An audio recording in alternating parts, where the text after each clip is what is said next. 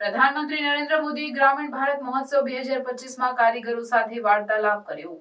પ્રધાનમંત્રી નરેન્દ્ર મોદી ગ્રામીણ ભારત મહોત્સવ 2025 દરમિયાન ભારત મંડપમ ખાતે કારીગરો સાથે રસપ્રદ વાર્તાલાપ કર્યો।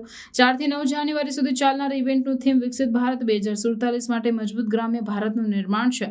આ ઇવેન્ટનો ઉદ્દેશ્ય ગ્રામ્ય ભારતની ઉદ્યોગ સાહસિક ભાવના અને સાંસ્કૃતિક વારસાને ઉજવવાનો અને પ્રોત્સાહન આપવાનો છે।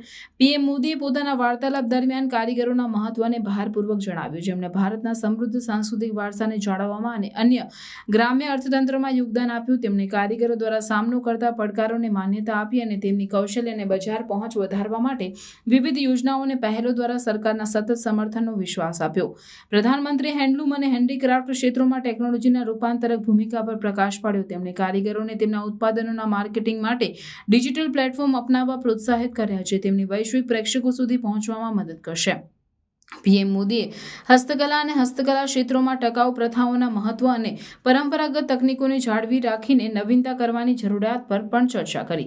કેન્દ્રીય નાણામંત્રી નિર્મલા સીતારમણે પણ ઇવેન્ટમાં હાજરી આપી હતી અને ગ્રામ્ય વિકાસ અને આર્થિક સ્થિરતા માટે સરકારની પ્રતિબદ્ધતાને પુનરાવર્તિત કર્યું।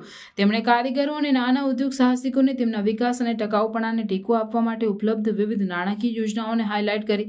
ગ્રામીણ ભારત મહોત્સવમાં ગ્રામ્ય વિકાસ, સ્વાવલંબન અને નવીનતા પર કેન્દ્રિત વર્કશોપ, ચર્ચાઓ અને માસ્ટર ક્લાસની શ્રેણી છે। આ ઇવેન્ટમાં સરકારના અધિકારીઓ, વિચારક, નેતાઓ, ગ્રામ્ય ઉદ્યોગ સાહસિકો અને કારીગરો સહયોગી અને સામૂહિક ગ્રામ્ય પરિવર્તન માટે માર્ગ શોધવા માટે એકત્રિત થાય છે। પીએમ મોદીના કારીગરો સાથેના વાર્તાલાપે ઇવેન્ટને હાઇલાઇટ કર્યું, જે ગામોને વૃદ્ધિ અને તકોના જીવંત કેન્દ્રોમાં પરિવર્તિત કરીને ગ્રામ્ય ભારતને સશક્ત બનાવવાની સરકારની દ્રષ્ટિને પ્રતિબિંબિત કરે છે। પ્રધાનમંત્રીએ કારીગરો સાથેના તેમના સંવાદ દ્વારા ભારતના સાંસ્કૃતિક અને આર્થિક દૃશ્યમાં તેમના યોગદાનના મહત્વને ભારપૂર્વક જણાવ્યું।